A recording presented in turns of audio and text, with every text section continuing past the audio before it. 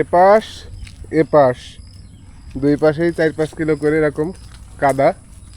হেঁটে হেঁটে 33 line check হচ্ছে এই পাশে। এই যে 33 খুঁটি, কোথায় ফল্ট আছে এই নিচে নেমে নেমে দেখতে হচ্ছে।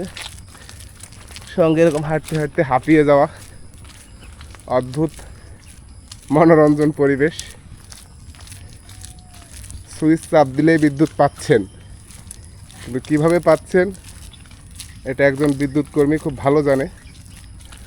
তার ঘাম ঝরা অক্লান্ত পরিশ্রমের ফলে একজন মানুষের বাড়িতে সুইচ অবধি বিদ্যুৎ সেবা পৌঁছায়, এবং সেই বিদ্যুৎ সেবাটা নিশ্চিত করতে হলে ঠিক এভাবেই বন জঙ্গল বাগান রাস্তা সব কিছু প্রাকৃতিক দুর্যোগ সকল প্রতিকূলতার মধ্য দিয়ে যথেষ্ট কাঠখড় পুড়িয়ে শ্রম দিয়ে বিদ্যুৎ সেবা নিশ্চিত করতে হয়। বিশেষ করে এই বৃষ্টির সময় বা প্রাকৃতিক দুর্যোগকালীন সময়ে যথেষ্ট পরিমাণে কষ্ট হয়, কারণ এই যে রাস্তা স্লিপ করলে চিত হয়ে পড়ার ভয় আছে।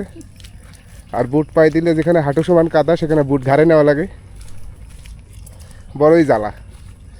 তারপর আবার দেখা যাচ্ছে যে যদি কোথাও ফল্ট খুঁজে পাওয়া যায় তখন ওই মালামাল ঘাড়ে করে সব নিয়ে এসে সেখান থেকে ফল্ট নিরসন করে তারপরে হচ্ছে বিদ্যুৎ সেবা নিশ্চিত করতে হয়।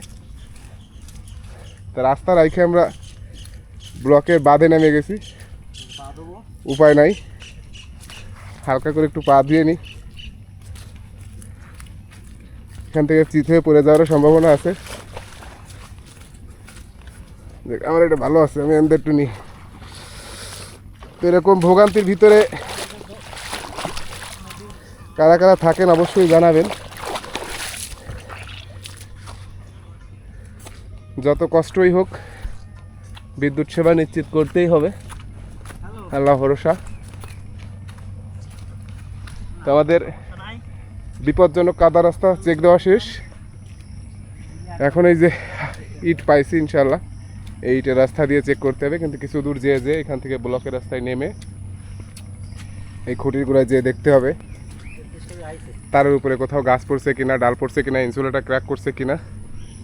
তো অবশ্যই আপনারা আপনাদের বাড়ির আশেপাশে আঙ্গিনায় শব্দ হলে নিকটবর্তী অফিসের নাম্বারে ফোন করে জানাবেন। দ্রুত আলোর গেরিলা টিম যেয়ে আপনার উল্লেখিত সমস্যার সমাধান করে আপনাদের বিদ্যুৎ সেবা নিশ্চিত করবে ইনশাল্লাহ। তো ভালো থাকবেন সবাই, আসসালামু আলাইকুম। ভিডিওটি ভালো লাগলে সবার কাছে পৌঁছে দিবেন, কারণ সকলের জানা প্রয়োজন যে কতটা পরিশ্রমের ফলে বিদ্যুৎ সেবা পৌঁছায়।